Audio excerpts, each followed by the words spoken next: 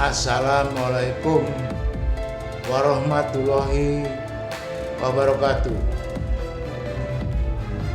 Undang-undang kelola hujan yang benar setelah ribuan tahun salah, yaitu Undang-Undang Republik Indonesia Nomor 3 Tahun 2022 tentang Ibu Kota Negara. Undang-undang ini sudah sinkron dengan Surat Arada ayat 17 petunjuk tentang kelola hujan, yaitu hujan harus disimpan. Ini berdasarkan Al-Quran, Surat Arada ayat 17 yang saya pahami pada tahun 2015 oleh Joko Suryanto, MN. Jadi inilah kelola hujan yang benar setelah ribuan tahun salah.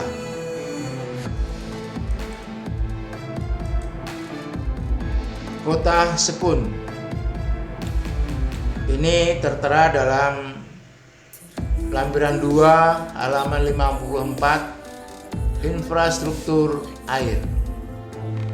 Pengelolaan sumber daya air perkotaan bertujuan untuk memberikan keamanan akses air minum yang andal, sistem sanitasi yang layak, perlindungan sumber air dari polusi, dan pengurangan risiko banjir dalam satu sistem pengelolaan air terpadu.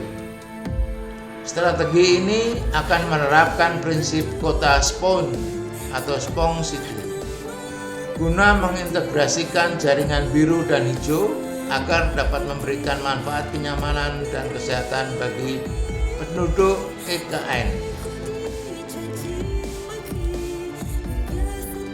Dalam halaman 28, halaman lampiran 1, Kota Spon atau Spong City.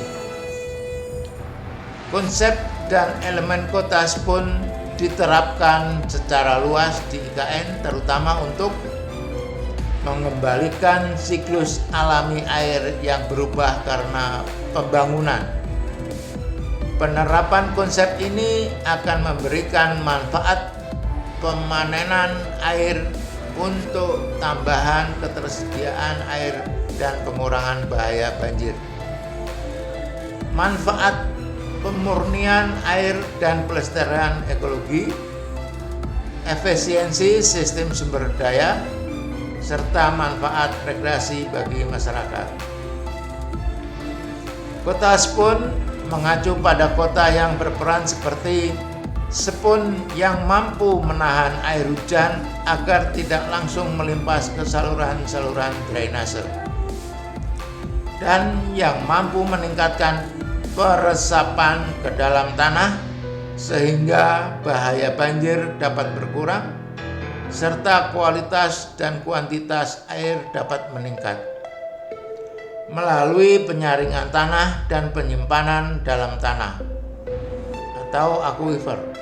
Untuk mendukung hal tersebut, IKN direncanakan dengan A. Ruang terbuka hijau dan biru yang tersebar luas, terdistribusi merata dan tersambung dalam satu kesatuan tata hidrologis untuk menahan dan menyimpan air. Menyimpan air serta meningkatkan kualitas ekosistem perkotaan dan keanekaragaman hayati sehingga menciptakan ruang budaya dan rekreasi yang nyaman. B. Desain fasilitas perkotaan seperti atap hijau, green rooftop, skala mikro pada bangunan-bangunan dan gedung-gedung untuk menahan air hujan sebelum diserap oleh tanah atau sebelum menjadi limpasan ke saluran drainase dan sungai.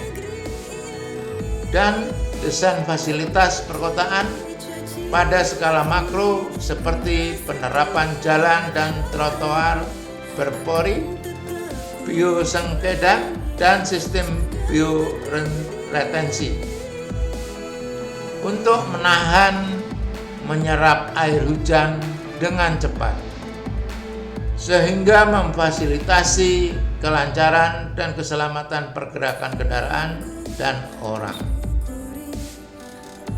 3 tujuan IKN sebagai kota spoon ialah kota kepulauan, kota penyerap, dan kota terpadu. Perincian mengenai hal tersebut diuraikan dalam gambar 31 berikut. Nah, ini gambarnya. Kota Nusantara, Archipelago City.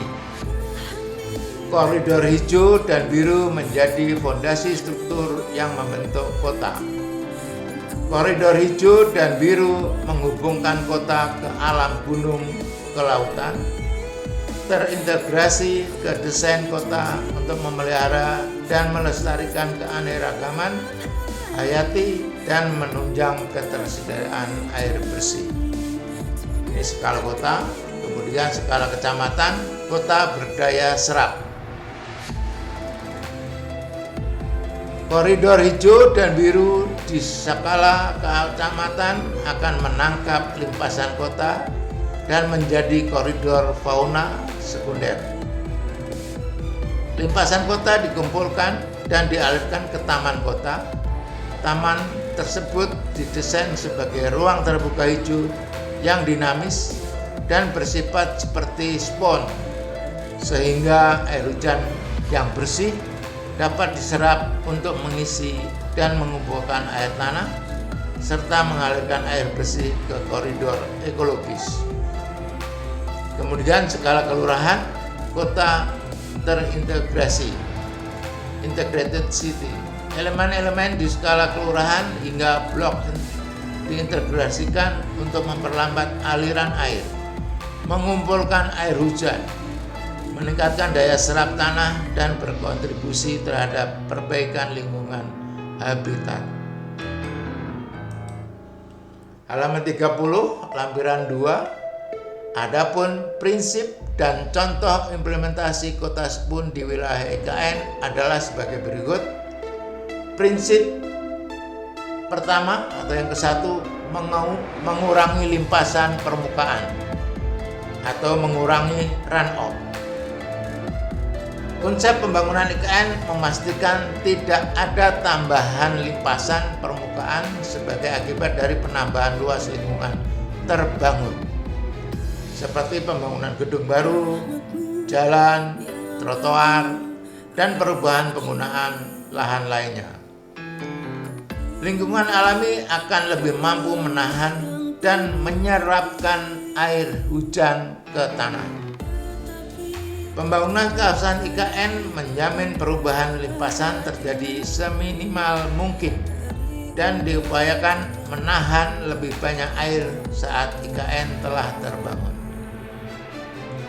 Pendekatan yang ditempuh untuk mengurangi limpasan permukaan adalah dengan menahan air mulai dari skala permukiman, rumah dan bangunan gedung agar tidak langsung masuk ke dalam saluran drainase.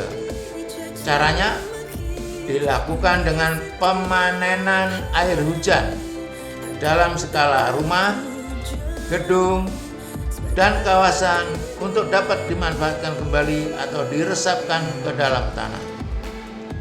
Misalnya melalui drain rooftop, tangki penyimpanan air hujan yang bersifat lolos air permeable, serta desain kota lainnya yang bersifat peka air.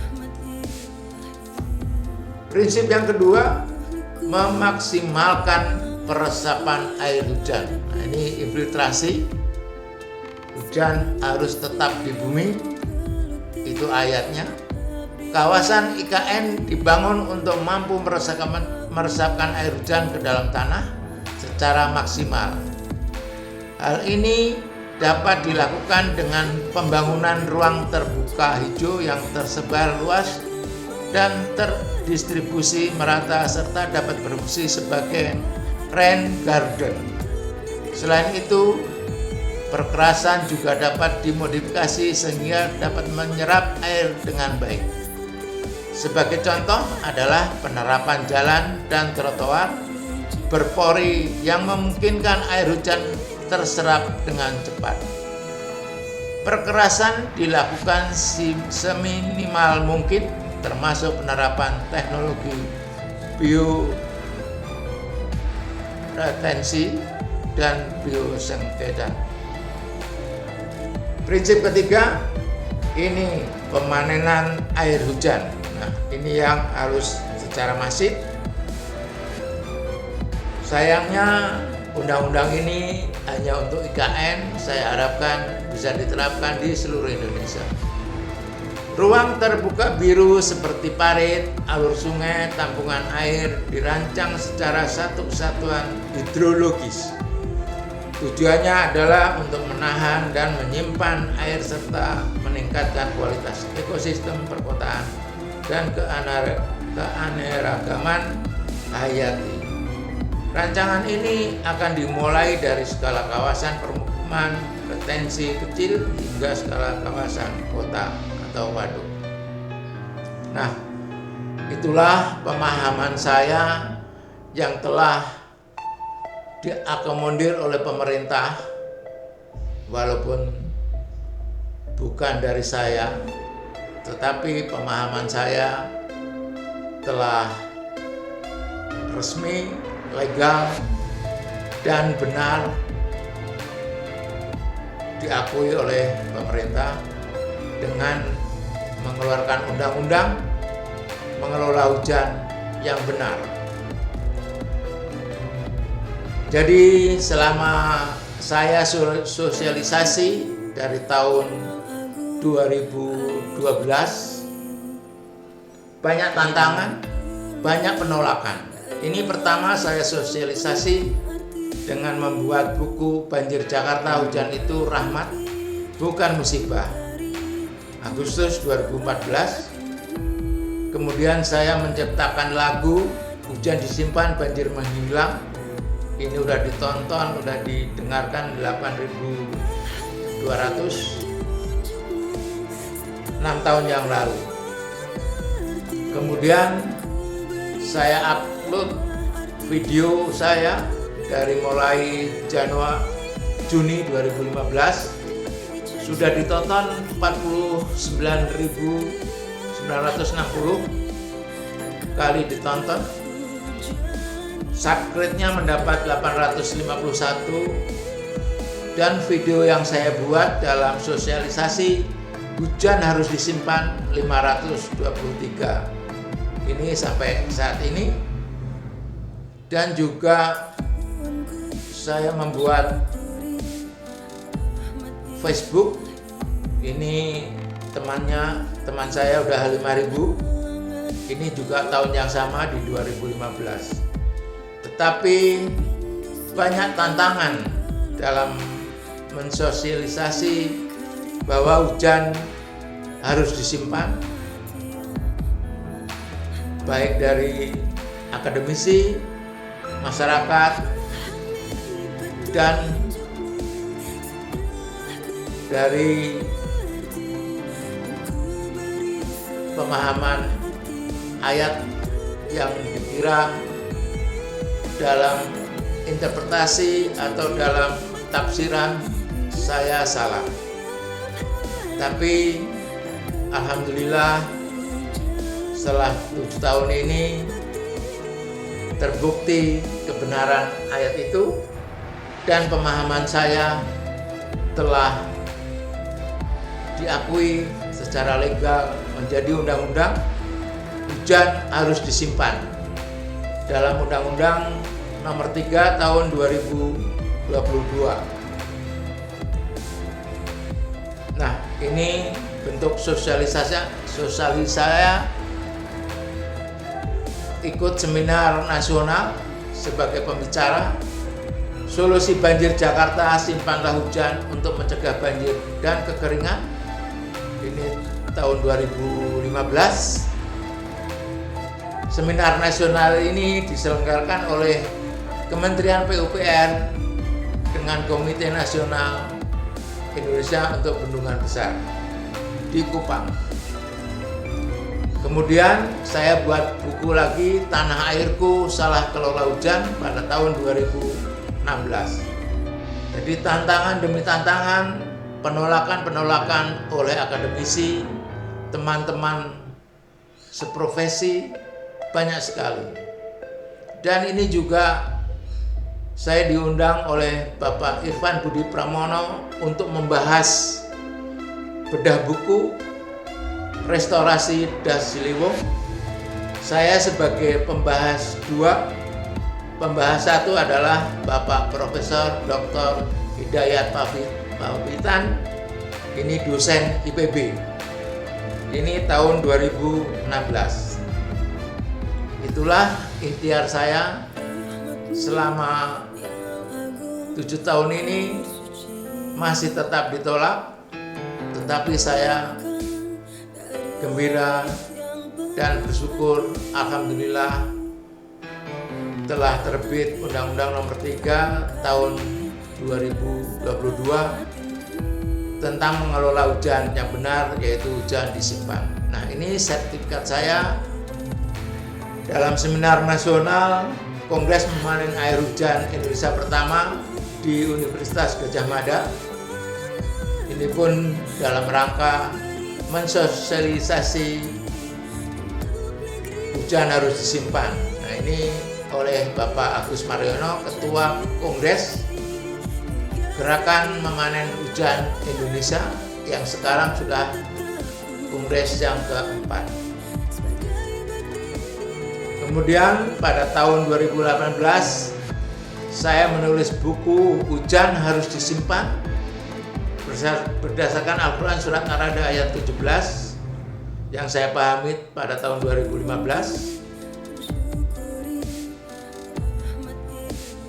Dan ini pun juga tetap masih belum banyak yang menerima bahwa hujan harus disimpan, karena ribuan tahun selama ini hujan selalu dibuang dengan sistem drainase konvensional.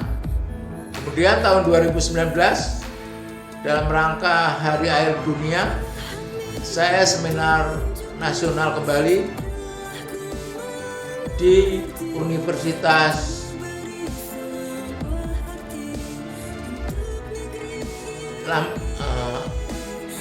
Unsri ya, Sriwijaya. Sama dalam rangka mensosialisasikan hujan harus disimpan. Temanya Living No One Behind, pengelolaan sumber daya air berkelanjutan. Nah, ini tahun 2021 saya menciptakan lagu lagi, Air Suci Diingkari, yang sekarang lagunya kita dengarkan bersama. Nah, inilah Al-Quran dan undang-undang sinkron. Sinkron ini adalah bukti kebenaran karena kajiannya interdisipliner. Kalau kajian yang selama ini ribuan tahun dengan ilmu ilmiah dari universitas maupun perguruan tinggi, itu kajian yang monodisiplin, seperti sistem drainase konvensional atau membuang hujan yang selama ribuan tahun kita terapkan di Indonesia, 77 tahun diterapkan. Dan ini undang-undang juga belum secara masif diterapkan di seluruh Indonesia, karena undang-undangnya pun juga untuk IKN, Ibu Kota Negara. Undang-Undang Nomor 3 tahun 2022. Padahal ini adalah bukti kebenaran, mukjizat Al-Quran, karena ilmu atau penerapannya ini sesuai dengan Al-Quran, yaitu ayat kauliyah harus cocok dengan kejadian alamnya atau ayat kauniyah atau ilmu pengetahuan, asalkan pengetahuan itu disinkronkan dengan Al-Quran, yaitu kajian interdisipliner. Ayat kauniyah sinkron dengan ayat kauniyah. Firman-Nya pasti cocok dengan ciptaannya. Nah, itulah apa yang saya pahami pada tahun 2015, surat Ar-Ra'd ayat 17 tentang kelola hujan yang benar, yaitu hujan harus disimpan. Itu adalah ayat kebenaran karena bersumber dari Al-Quran, mukjizat Al-Quran. Jadi ayat tentang kebenaran pasti akan menang. Nah, terbukti terbit undang-undang dengan menyimpan hujan, meresapkan hujan sesuai dengan surat Ar-Ra'd ayat 17. Jadi sinkron.